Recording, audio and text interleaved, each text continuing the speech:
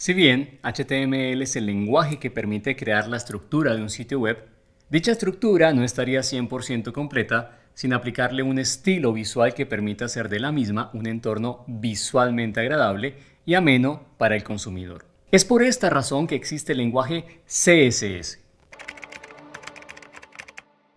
CSS hace referencia a las siglas Cascading Style Sheets, o lo que traduce en español, hojas de estilo en cascada. Con este lenguaje vamos a poder elegir, por ejemplo, el color de los textos, su tamaño, la tipografía de todo el sitio, la ubicación de los elementos y en sí todo el formato visual que deseemos generar. Ahora, ¿cómo hacemos para implementar CSS con nuestros documentos HTML? Lo primero que debemos tener en cuenta es que si bien CSS puede vivir dentro de un documento HTML, lo ideal es generar un documento aparte que contenga todo el CSS. A este documento lo conocemos como la hoja de estilo. Generalmente la hoja de estilo recibe el nombre de styles y lleva la extensión .css, es decir, styles.css. Esta hoja de estilo la guardaremos en la misma carpeta del proyecto en la que nos encontramos trabajando. Para vincular el documento HTML con la hoja de estilo CSS, bastará con implementar una etiqueta dentro del documento HTML llamada link, la cual deberá estar dentro del head del documento. Esta etiqueta deberá tener un atributo llamado href, el cual recibirá como valor la ruta en la que se encuentra la hoja de estilo que deseamos vincular. Adicionalmente, esta etiqueta debe llevar obligatoriamente un atributo llamado rel, cuyo valor siempre será StyleSheet. Entonces, la etiqueta completa se verá así. Teniendo esto, ¿qué va dentro de las hojas de estilo? Las reglas de estilo como tal. Estas son un conjunto de directrices que nos permiten generar algo determinado para cada elemento dentro del documento HTML. Una regla de estilo posee su propia sintaxis. Aquí podemos identificar tres partes principales. En primer lugar, vemos el selector, que define a qué elemento del HTML se aplicará la regla. Hay distintos tipos de selectores que veremos seguramente con más detalle a continuación. Segundo, vemos la propiedad, que es la característica visual que deseamos manipular, por ejemplo, el tamaño de la tipografía.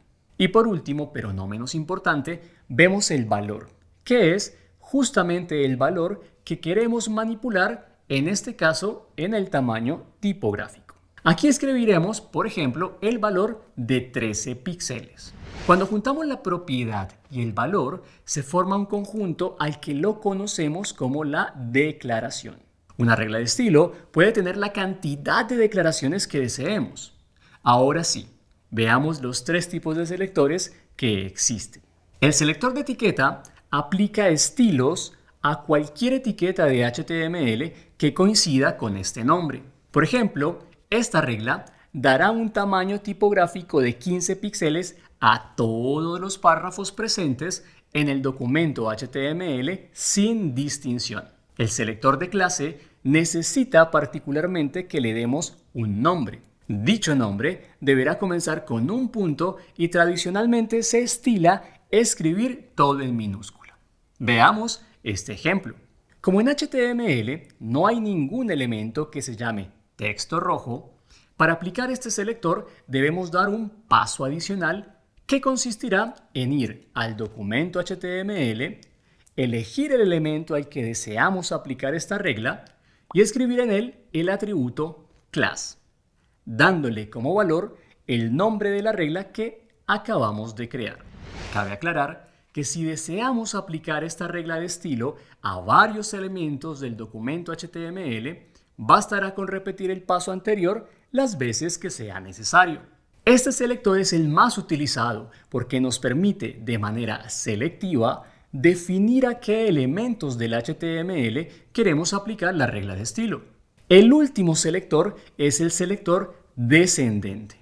Este selector puede ser una mezcla de los dos anteriores, buscando dar estilo a un elemento siempre y cuando cumpla con una condición determinada. En este ejemplo, el anterior selector dará estilo a un elemento H2 si cumple con la condición de que se encuentre dentro de un elemento cualquiera que tenga la clase noticia. Si tuviéramos la siguiente estructura, el selector dará estilo al H2 presente dentro del artículo con clase noticia, pero no al otro H2. Es importante aclarar que el selector descendente puede ser combinado como nos guste y que puede tener un nivel de especificación mucho más profundo, así como el selector de clase que suele usarse con bastante habitualidad.